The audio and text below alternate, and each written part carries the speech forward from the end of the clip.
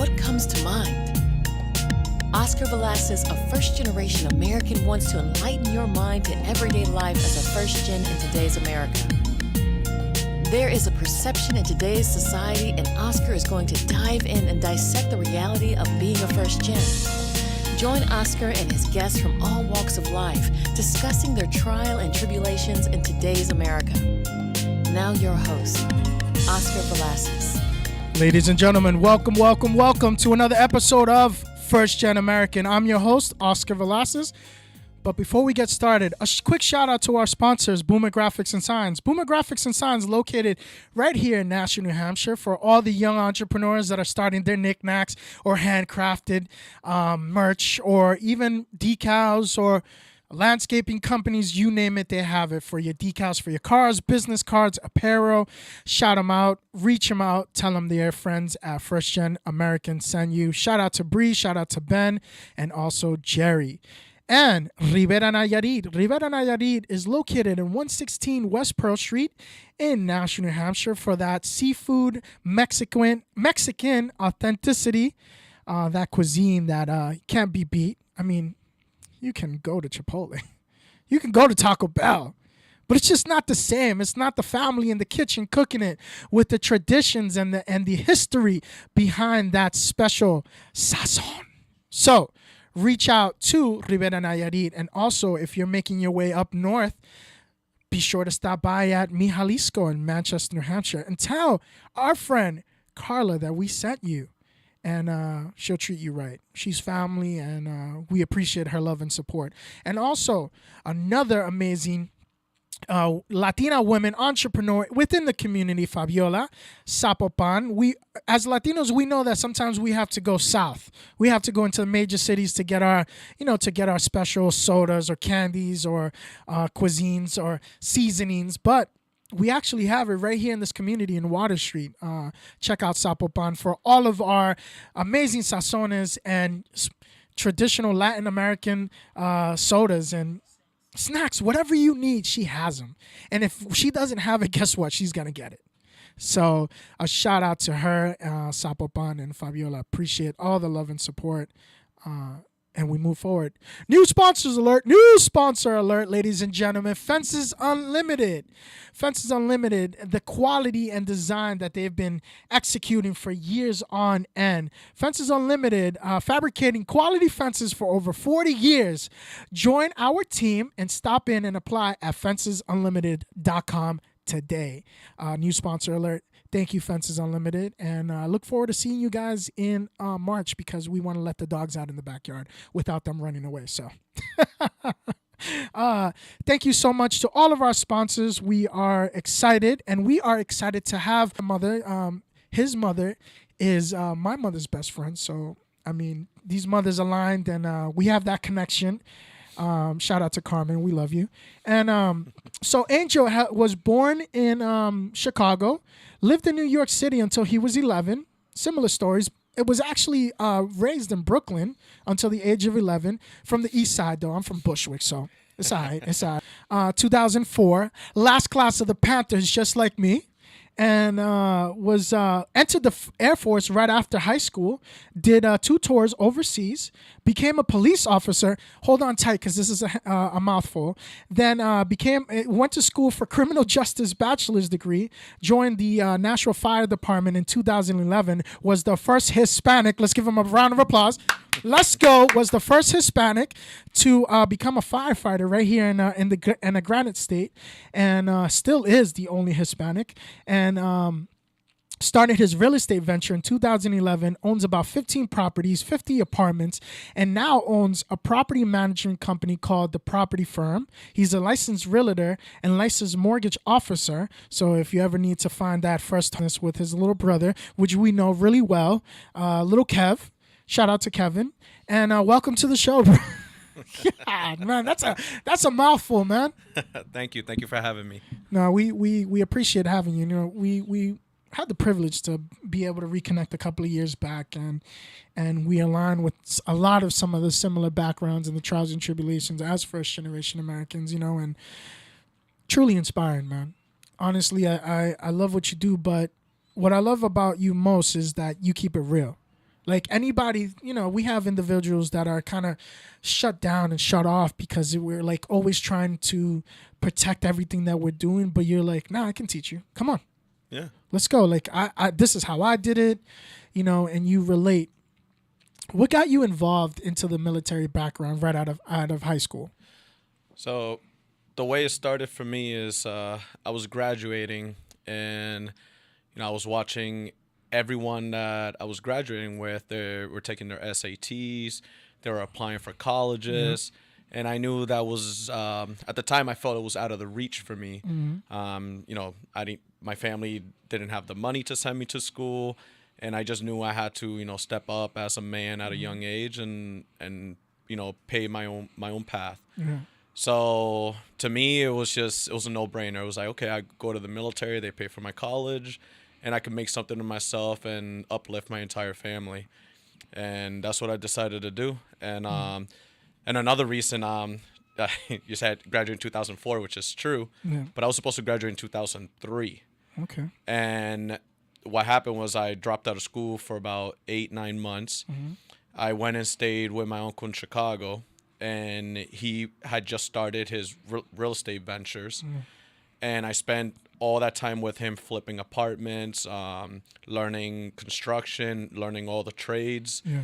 And, full circle, when I had the opportunity to buy my first property, I was like, okay, well, I already know how to do most of the construction stuff because my uncle taught me. Nice. So I came back and decided to buy my first property as a multifamily. And then That was your first property. Yep. And then it just snowballed from there. It's every couple of years I started buying another property and another property and another property. I got my real estate license, got my mortgage license, because I'm the type of person, if I don't know how to do something, I'm gonna research it. I'll go to school for it, but I'll learn it, and that's why I became a mortgage officer, because I got tired of mortgage officers telling me I couldn't qualify. Right. So I was like, well, why can't I qualify? Like the money's coming in, this is going on, so that's what happened. For our listeners out there that have felt discouraged, that they say, well, you can't qualify, what are some tips that they can go around that maybe you can teach them, or maybe that you can relate to in situations you yourself being told that you can't qualify? What are some things that they can do to improve? So first of all, for me is do not let anyone discourage you. If one person says no, keep doing research, because the more research you do, the more knowledge you gain, you can overcome all those no's. And there's 100 different ways to get a mortgage.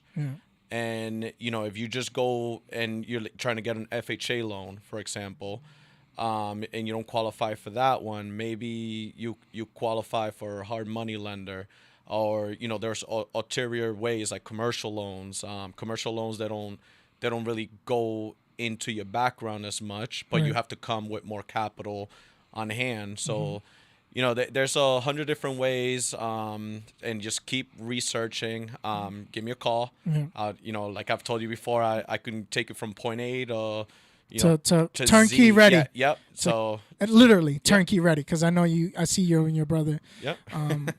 And for anybody that doesn't know little brother Kev, he's we've actually worked together on some projects. If you've seen any projects with the Flavors of Our Neighbors, he was the one that was the shooter, point and shoot guy, the camera guy. I'm talented. All you are talented. Thank you. Thank you. And you guys are in your own individual way, but diverse at the same time. Because we have to be. So you were in the military, you were in the Air Force. Yes. You did 2 tours, Yes. right? Tell us about that. Being, because I felt that pressure right out of high school. Like, the mothers and the parents were like, all right, you're 18. See, if you're not going to go to school, you got to get a job. And if you're not going to get a job, then you can't stay here. ¿Qué vamos a hacer? Yeah. You know what I'm saying? What motivated you out of everything that you could have done? You could have jumped into the real estate market right off the bat, because you came back from Chicago with a little bit of ambition and motivation and knowledge. Yep. What made you pivot? So a couple things I think I lacked was discipline. And growing up Hispanic, everything's just done, like everything was just done at the spur of a moment, Right. and it's like, okay, we're gonna do this, we're gonna do that. What But we like to call in our community the Mickey Mouse jobs. yeah, yeah. So Half-ass. yeah. So I lacked a lot of discipline, and I feel like I had a desire to be more disciplined. You know, like I used to always look up to certain men in my life because I grew up without a father figure. You know, like kind of in and out, but Yeah. I didn't really have a good father figure to look up to. So I always said to myself, I want to be like like a super disciplined guy. Yeah. When I grow up, I want to teach my kids discipline. I want to teach how to put your desires aside to take care of business first. And I just looked at the military as an avenue to provide that for me. So that's why I decided to join the military, and the best decision I ever made in my life. To this day, I don't think I'd be where I'm at without the military. And earlier you were saying about me and my brothers, how we're all like, talented in different ways. Right. I just want to give a shout out to my mom. She Carmen. yeah, she's She's a beast. She's a mom and dad for us, and she raised us right. She raised us with a lot of love. I didn't have the discipline that Right. I But that desired to ambition? have, but man, that love, and then the ambition I saw in her. She had very broken English. Yeah. She came to Nashua. She started selling gold. She was selling shirts at the flea market. Yeah. And she saved up her money. She opened one of the first Spanish restaurants in Nashua. And I used to sit in the back seat of the car while she's driving around the city, doing what she calls diligencias. and My mom's. We know what that means when it's a man, line. I was so bored. I was like, what are we doing now? For the listeners out there that don't know what diligencias is, for Latinas or Latinos, diligencias means the hustle. Yeah. We're out there trying to get that in any way necessary, legally. Yeah. In any way necessary. So diligencias. Shout out to all the. Actually, a quick shout out to International Women's Day. Yes. Shout out to Latina. Shout out to my business partner. Shout out to my wife, who is 50% Latina because she's carrying a little bambino inside her. Hey. So she says she's Congrats. 50% Latina. And shout out to your wife, Isabel, for recording our intro for Latinos en Vivo. So full circle. Yep. You know what I'm saying? This is how we propel ourselves forward, and this is how we have our platform. And especially shout out to your mom and my mom, because the diligencias gave us the ambition that we have today. So shout out Carmen, shout out my mom Fanny. We love you. But anyways, tell me about the diligencias in the back seat. Oh yeah, so I was always in the back seat just watching her, struggle through her broken English, and she would just hit.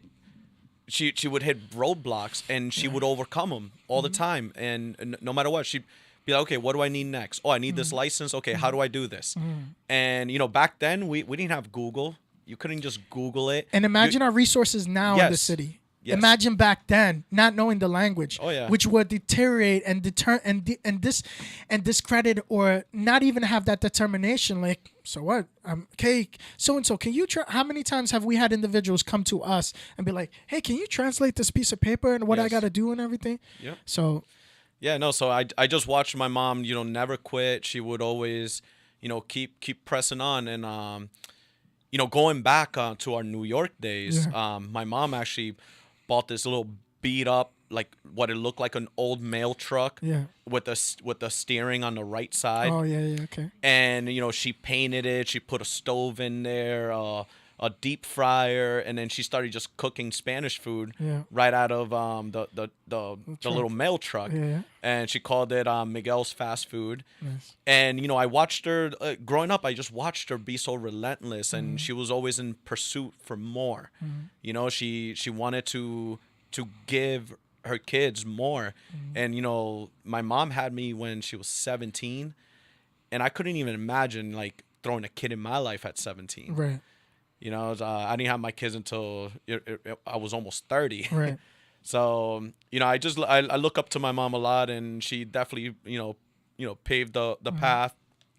She was actually the first gen American to come here. Yeah. And then I grew up in, speaking Spanish in the house with her, and, just watching everything she did, and that's why I'm as relentless as I am, and anything I've wanted in life, I just go after it. That's amazing. And, it comes to show that making the decisions for the next generation for us is like we have to carry that torch. And we're running this marathon, and the consistency of not giving up. Like, failure and not giving up is not an option for any of us. Nope. Like, we've seen the sacrifices. I was just thinking about this the other day. I'm like, the sacrifices of what my parents and my grandparents did to come here. And my aunt just passed away. She passed away a couple of days ago. And my grandmother's sister, my great aunt. And I'm looking at my grandmother, and she's crying, and she's upset. And we can easily give her to buy a plane ticket to go over there and be with her for her last days. But she said, no, I already spent time with her when I was there in October. I don't want to see her like that. And the fact that she sacrificed those relationships with her sister to better her family, her children, and better her grandchildren. She can't get those time. She can't get that time back. So I look at her, and that just motivates me. Like, your sacrifices won't go in vain. We have to do something. And now I look at my wife, and I look at the next generation being created right now. And that pressure, like, that failure is not an option. No. Right? What gave you that ambition to keep going? Because we battle a lot with uncertainty and, a lot of anxiety and the unsure of tomorrow. And we're hoping that something can come about what we're doing, all the exhausted, sleepless nights. What keeps you moving forward from then? So, like every Hispanic man, family. Right. Family comes first. Similar to your story with your grandmother, I joined the military. Yeah. So I left for 5 years. I was gone. I was pretty much the father figure in my household with my little brothers. I'm 10 years older than my middle brother, 15 than my youngest Kevin. So, yeah, same with my sister. Yeah, and so I left for 5 years, and those 5 years were tough. I missed out a lot on their lives, and I knew when those 5 years are up, I'm coming back home no matter what. And I got out of the military in 2009, and it was it was like the worst time to get out of the military, because the military, you have a safe paycheck every week. I get out of the military in 2009. Recession. And it's a recession. No one's hiring. Right. Everything's super expensive. Yep. I have my bachelor's in criminal justice. I was ready to be a cop. I applied to be a cop here in Nashua, and it didn't work out. Yeah. So then I struggled for a little bit. I was like, wow, I was independent. I had my own house when I was in the military. And then I come back home. I have to go move back in with my mom. But what provided me solace during that time was every day I would go to the YMCA with my brothers, and we would play basketball every day. It was just like the way that I could overcome the stress and the pressures of trying to make it. So then, after I moped around for a couple of months, I contacted a recruiter again, and I was like, can I go in part-time, go in the Air National Guard, Peace Air Force base in Portsmouth. So they were like, yeah, but we don't have any police jobs opening, and they were trying to push me like a finance job or something to do paperwork, and I was like, no, I love being on the field. I love like working with my hands. So he was like, oh, there's a job with the fire department. Nice. And I was like, okay, yeah, send me. So they sent me to the Department of Defense Fire Academy, and I graduated number 1 in my class, and it was just like I fell in love with the job. I was like, wow, this is way better than being a police officer. Right. So while I was over there, I started applying with National Fire. I reached out to National Fire multiple times, and it was at first it was really hard to figure out how to become a firefighter. And it's in New Hampshire, there's a lot of steps you got to jump through. A lot, and I've tried helping other people, and they it's almost too hard, and they give up. So I didn't give up, and I got hired, came back, and it was a blessing in disguise, because with the fire department, I work 2 24-hour shifts a week, so it gives me enough time to do other stuff, and that's how I got into real estate. So, turn back full circle. If you would have told me in 2009 that I was going to be a firefighter, I would have never believed you. Yeah. My heart was set on being a police officer. I wanted to join like the FBI or the DEA. So, but I wouldn't change anything now because I wouldn't live the life I live. My wife is also in real estate, and she does a lot. Like she takes care of the kids, the house. She manages a business. She has her own properties, and she's so independent that I have a property management company. She manages her own properties. So tell me what, like 2 years, 2009, you got out of the military. 2011, you became a firefighter, and now you're starting to pivot into a whole new realm, right? Yes. Throughout this time, what was the experience like being the first Hispanic firefighter within Nashua? So at first I didn't think much of it. Yeah. I actually, at the time, a newspaper, the Telegraph, someone at the Telegraph wanted to do a story on me, and I declined because, I didn't want any kind of attention like that. I didn't want to be like, oh, well, I'm the first. I always interacted with, Americans and Hispanics and everything with never really thinking I had to pick sides or anything, Right. So I never really thought, I always thought of myself as one of the guys. Yeah. And, when you're a firefighter, it's almost like that's your second family because you live there, you eat dinner there. Absolutely. You joke at the table and stuff. You have each other's back. Yep. Yeah, so that was never a thought in my mind. I did come across a few comments, snarky comments about my accent and stuff like that, which bothered me at the time. But I just brushed it off my shoulders because I was like, whatever. I'm gonna come in here, work as hard as I can, and not let little things bother me. Right. So because what one person or two people say is not the mass, and that's what we I feel as a society we need to get away from that and come together, because it's like you have certain people on this side, certain people on this side of the spectrum, political views, and then it's just like you let those certain people get in your ear, it's gonna drive you nuts, and it's like we have to figure out a way to communicate better. So. What we like to call is that microaggression, when individuals like when they like to test your waters. Are you one of us, or like they basically because when I see you Puerto Ricans, like I see my partner, they're white passing, some of them. My Aunt Viv is colorada, we like to call it, and colorada for the individuals that don't know what that means is like rosary cheek, fair skin, rosary cheek, and when we're in a position that we've been for the first time, we don't want our kind of pushback, like saying, what are you saying about me? I have every right to be here because I earned this spot. But if we're too loud, we're a threat. So we got to be careful. We got to walk that fine line between making sure that we're not too loud to grab our attention, and then have it come in a negative dictation, and then all of a sudden get fired, or just being like, oh, you ignorant. You laugh. Oh, you're so ignorant.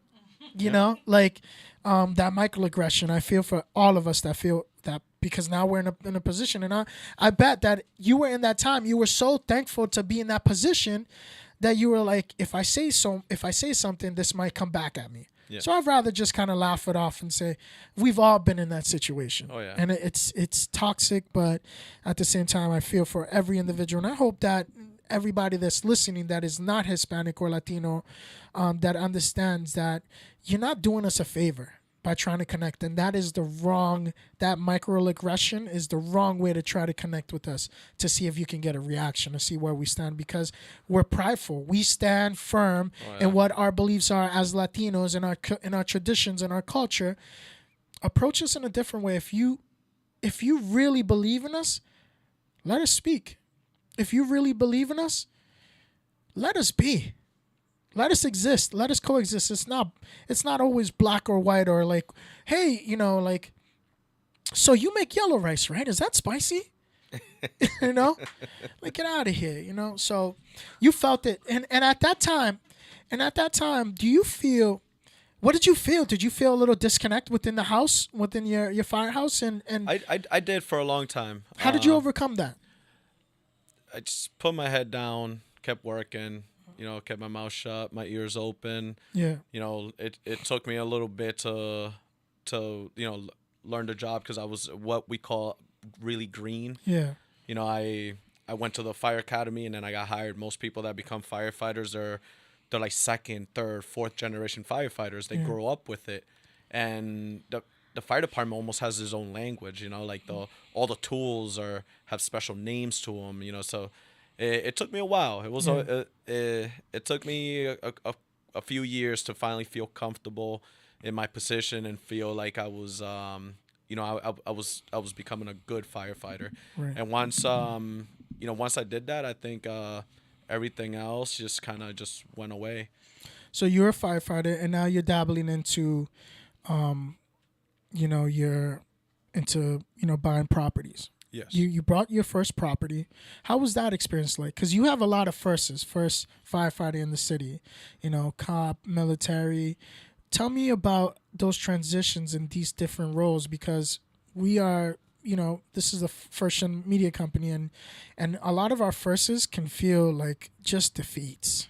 Honestly, Yes. like can take a toll on us and just discourage the living out of us. Oh yeah. And just kind of put us in a mindset of like everywhere we go, we feel like everybody's they don't want to utilize us, they want to tokenize us, and then we could just feel like let her have them, let them have it. Yeah. Like it's for the better of our community, but we're relentless, right? Yes. What's the no that pushed you forward? Because you said something crucial, and I wanted the listeners to understand is even buying houses. We talked off the air about this, where you had loan officers just because of the color of your skin, or banks. We won't name any banks, but we know what banks that will be like, absolutely not. Like, no, you don't qualify, even though your credit score is right where it needs to be, your down payment's right where it needs to be. You're high risk. Absolutely not. Yeah.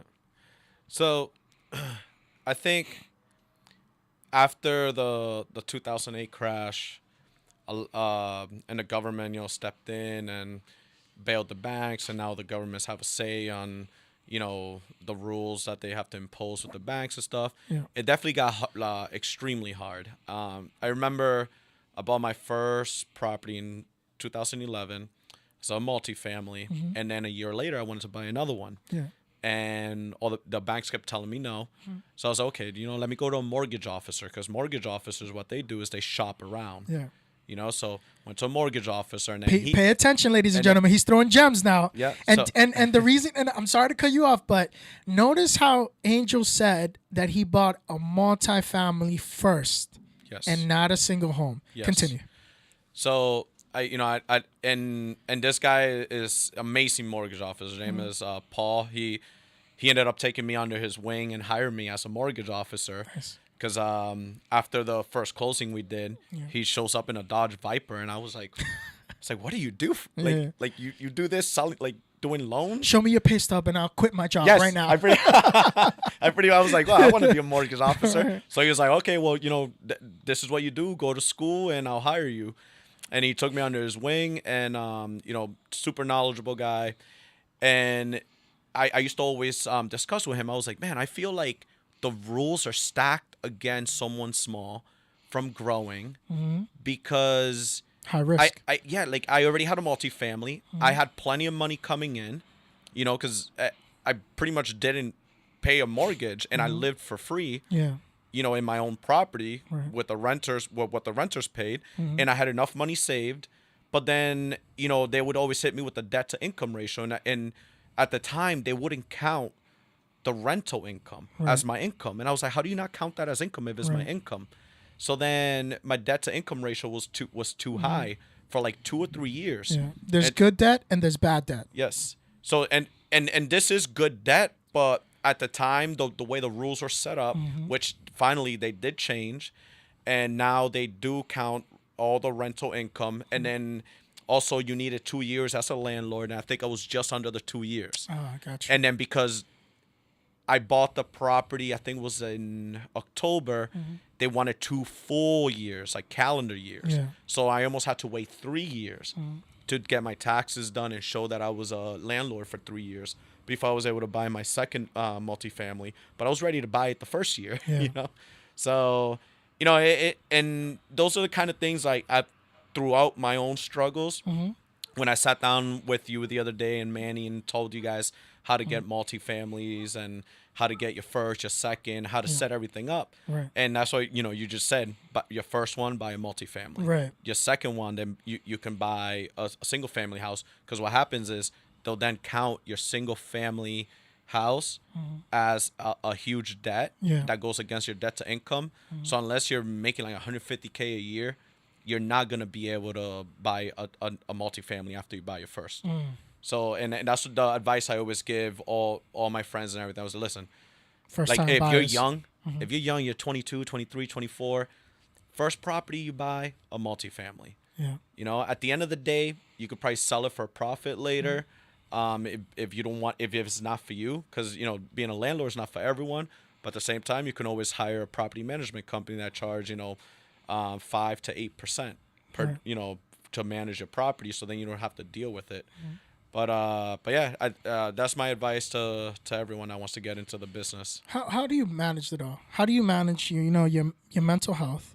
How do you manage your mental health? How do you manage being a dad, and then managing all these properties, and being a father figure, and being the head of the family? Oh, it's a loaded question because I ask myself. I'm in the same position. I have younger brothers and sisters, and they look up to us as example. And luckily we have, and thank God we have younger siblings that are ambitious as us. Yes. That have a good head on their shoulders. Our younger siblings hang out, and yes. and you have great younger siblings like I do. And how do you balance it all? Sometimes they could be knuckleheads. Yeah, it's tough. Tell you right now, I used to have like a negative thought about mental health, and then throughout the years, especially with my military service, my service on the fire department, I see things that most humans shouldn't have to see. With 2 tours under your belt, I can only imagine. Yeah. So I did I did start seeing a counselor. With that counselor, they taught me how to do breathing exercises, working out. I mean, I work out probably 4 or 5 times a week. I do it for my mental health. I like going out for runs, jogs, and also I have to prioritize like self-care, self-love, and that's why my wife and I we vacation. We try to take a few vations a year. We try to take like 2 or 3 small getaways without the kids. Just so we can reconnect and stuff, because just life gets so crazy. Between like coaching my son's basketball team and running the properties, and it's almost like sometimes when it comes to like 10 o'clock and like 9 o'clock at night, and we put the kids to bed at 8:30, and all we have to ourselves is like 9 p.m. to 10 p.m. Right. And it's just like, wow, this is nuts. Yeah. So and people don't see that aspect. They, if you follow me on social media or something, you just see like the fun stuff. Yeah. You don't see me getting up at 5:30, 6 a.m. every morning, breaking down walls. Working out. Then after working out, quoting jobs, and then going out and doing construction and collecting rents and flipping apartments, and making it to my son's basketball game just in time. All the networking events that my wife and I go to. She sits on the board of New Hampshire Real Estate Investors Association, which the meeting is tomorrow night. And she has to attend that and get there early. So then it gets crazy to juggle all that. But so what we do is, okay, my wife lets me have my mornings. She's like, okay, you want to go to the gym every morning? I'll take care of the kids. I'll drop them off at school, and I'll do this in the household, and so you can make your business grow. And then we have a plan, and we stay focused. And then when things start to kind of derail, we're like, okay, we need a weekend getaway. Like, where are we going? Like we need to prioritize that. If we don't do that, I don't know, like the pressure just build up to the point where it'll collapse you. But for the people that are listening, because I don't want them to be like, well, not everybody can take a vacation. No. It took you a while to get to where you are. Yes. It took you a while to get to. Let me repeat that, Years. because years. This didn't happen overnight. And I've started noticing a lot of patterns within business, within self-development. I was talking to Christian and Manny maybe 10 years back, and we said, in order to master something, it takes 10,000 hours. Yes. And in order to stand firm in a foundation for either business or profession, it takes 2 years, right? And that's the guideline. And even when I see you, and when you came back from doing the 2 tours, 2009, you became a firefighter. 2011, businesses, 2 years, the pattern is there, right? Yes. For somebody that's starting something that feels discouraged, what do you recommend? What are some words of encouragement that you would say to them, that are maybe reinventing themselves or just trying to connect some way, somehow, and saying, I'm exhausted, I can't anymore? Stay focused on the big picture. That's one thing I always had. I went through nights where I would go to sleep crying. Yeah. Like I'm man enough to say it out loud today. Yeah. Nights that I was so frustrated, and I was just like, oh man, I'm not gonna make it. I let self-doubt creep in a little. Right. But at the end of the day, I stayed focused on the big picture. I was like, no, someday I'm gonna have my dream home. Someday I'm gonna have my dream car. Someday, which to me was even more important, I'll be able to do for my family what they deserve. One of my proudest moments was buying my mom a car. Yeah. I was just like, wow, if go back. Yeah. When there was times where, like, I look at my bank account and it was down to 0. And I was like, man, like I don't see how I'm gonna go from here to make it, to be able to have enough money to afford to give back to my family. And I just kept focused. I stayed focused on the big picture, and I was like, no, I know I'm gonna get there. Little step, little by little, you'll get there. And it's almost like anything in life. Like you want to work, you want to work out. Yeah. You want to achieve, a good fitness level. Right. You want those for the people that want the fast results. No. Everything is consistency. Yeah. Day by day, you do the same actions day by day, day by day, day by day. Eventually, you'll get there. Yeah. And just be smart with your money. I was never the type to just go out and just blow money. Right. I was never the kid in that was 21, right, driving a car and then spend $10,000 on aftermarket parts. I was never like that, because to me it was just like, no, that's just a waste of money. In the reverse, I used to look up cars that I knew would be worth more later, and I would buy them and then sell them at a profit a year or 2 later. So I never lost money on a car or a motorcycle.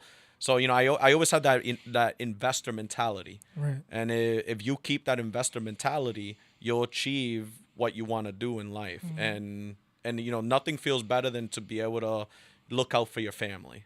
Absolutely. So what is something that, you seen your mom struggle, and now you're in the position to buy her car and set this foundation for Giselle, for the little guy, to be able to propel and move forward? What's something that you want for your kids moving forward? So, my kids, I talk to them, but we talk to them a lot at dinner. Giselle? Yes. Giselle is smart. Oh, she is. We spend a lot of time. Right, Megan?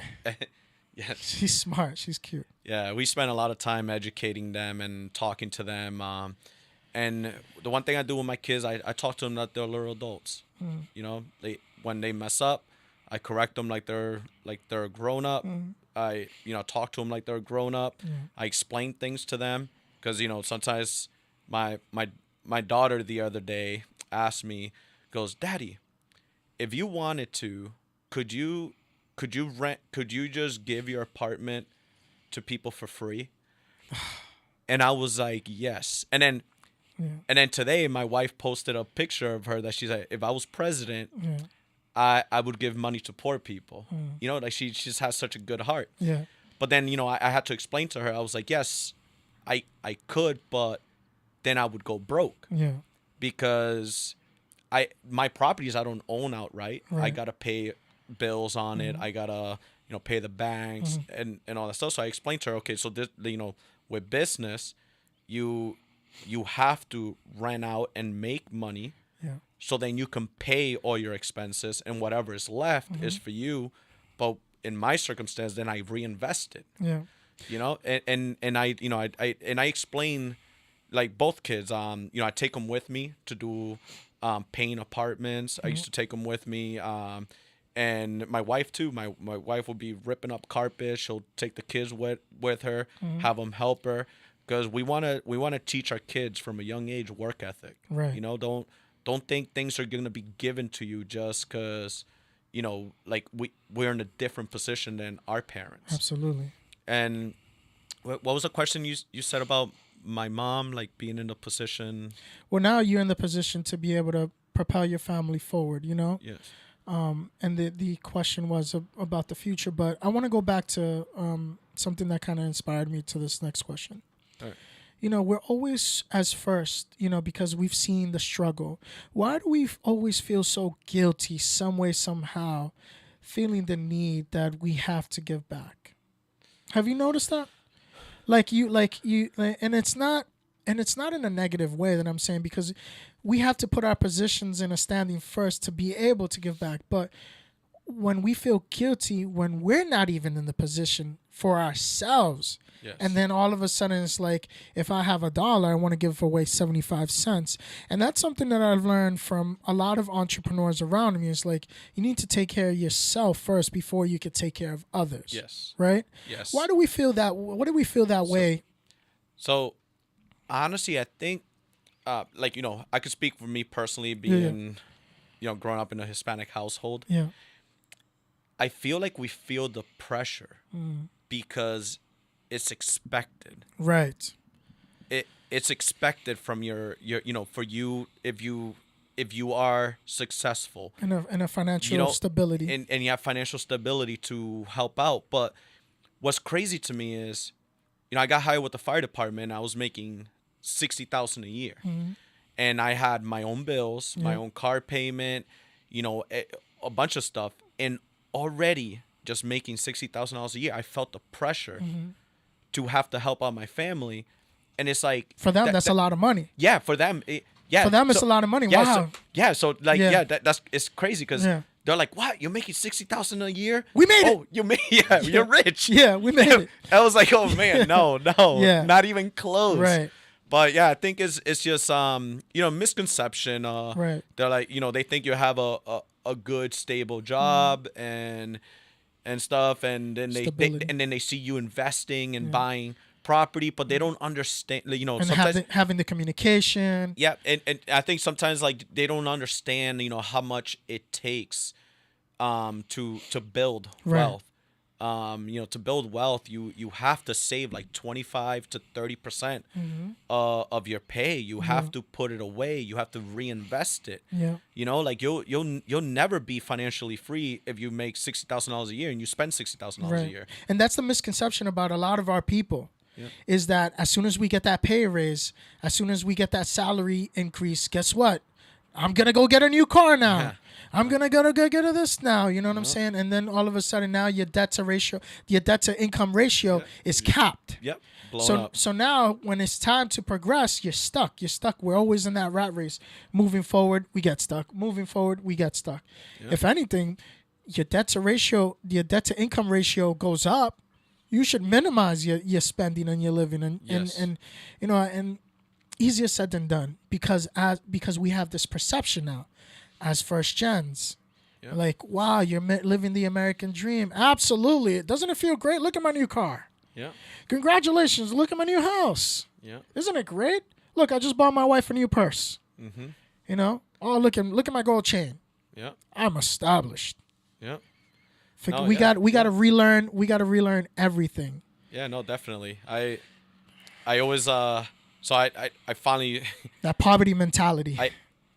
For years I used to drive a Toyota Tacoma because I needed a truck for everything I did. That was a great truck, by the way. But it had 200,000 miles on it. So what? No, Those things will go up to Oh, 300,000, man. But that's what, like, Yeah. I always knew. I was like, I'm not gonna go out and pay $35,000, $40,000 for a new vehicle when I could pay $10,000 for a vehicle. Yeah. I can, Have the note to. Yeah, I can go ahead and have it waxed Yeah. and cleaned up Right, and right. everything. And those Tacomas, the bodies never change. Right. So one that's like 15 years old with 200,000 miles looks just like a new one.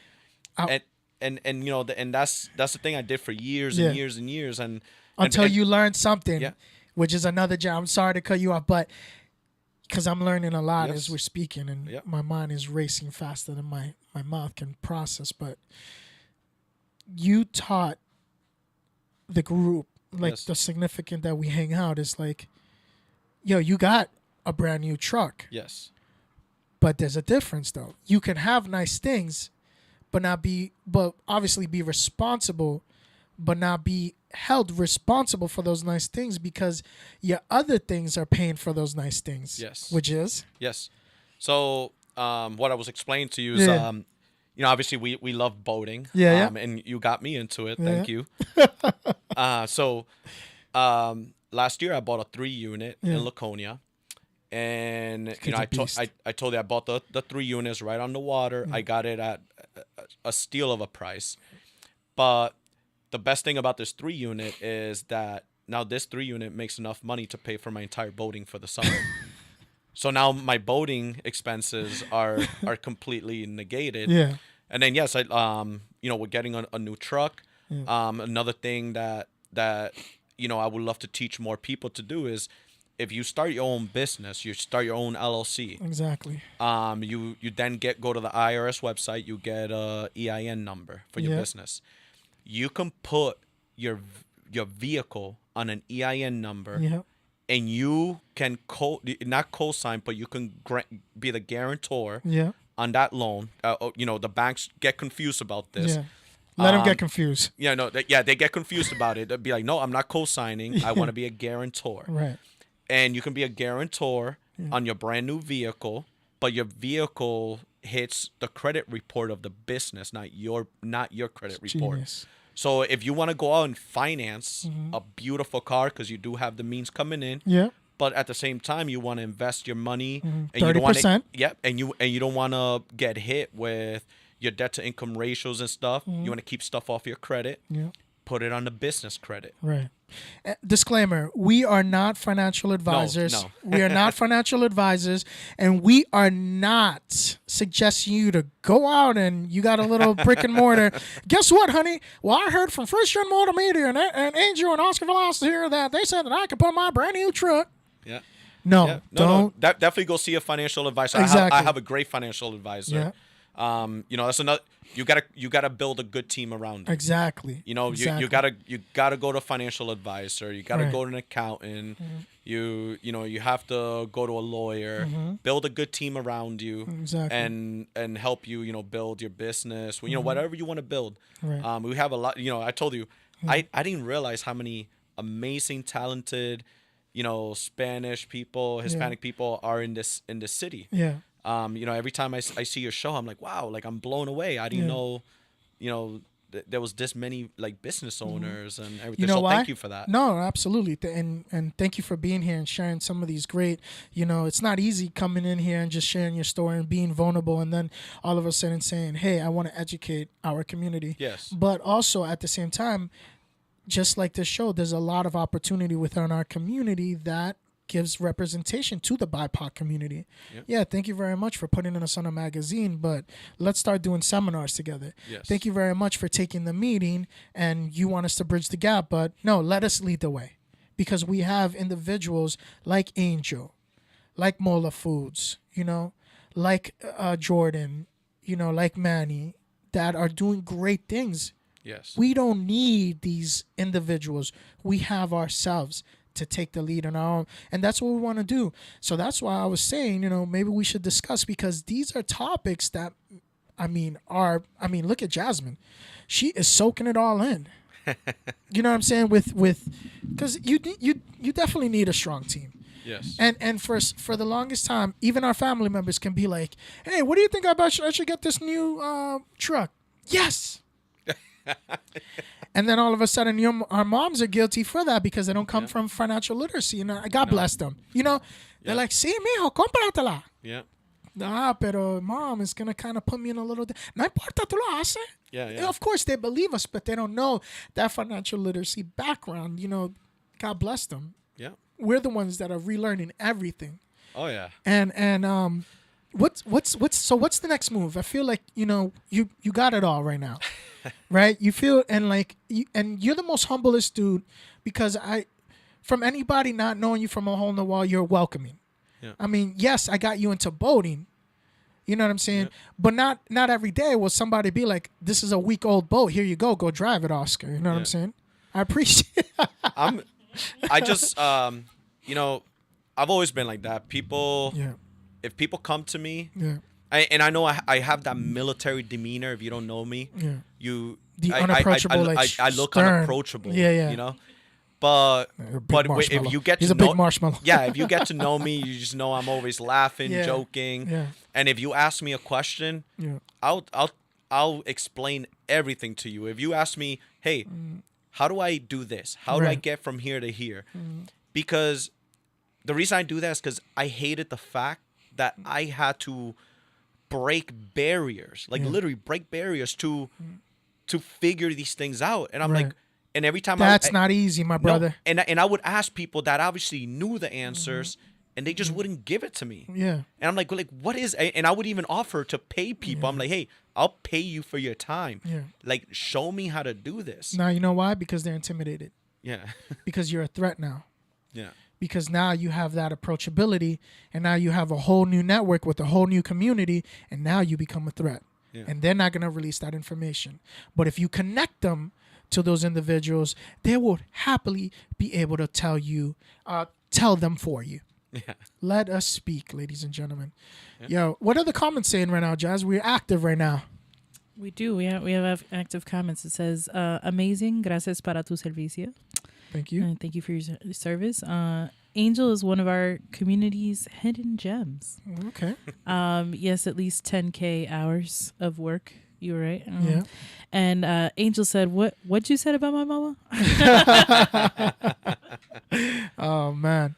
So that's why we are, we have you are a blessing. All of us that are here that I have the privilege to interview and are here to be able to propel us forward, and we're excited and we're honored to have you within our community, and glad to know you, my brother. And I look excited to be able to do a lot of great things that we're doing in the other world, the Web 3.0. So stay tuned. Shout out to Christian and Manny and all the rest that are involved, and especially the ladies in the studio. Happy International Women's Day, and thank you so much for listening. This is First Gen American. Angel, I love you, Mom. Love you, Isabel. Got him, man. Isabel. And the little bros. And little Giselle, my little bros. But National Women's Day, I was trying to absolutely uplift the women in my life. Absolutely. Shout out to all the special women in our life. And thank you for putting up with us, and believing in us most of all. Fences Unlimited. Reach out to them at Fences Unlimited, Rivera Nayarit, and Mijalisco, Boomer Graphics and Sign. Until next time. 1590 WSMN 95.3 FM Nashua. Listen, watch, and stream at WSMN.live.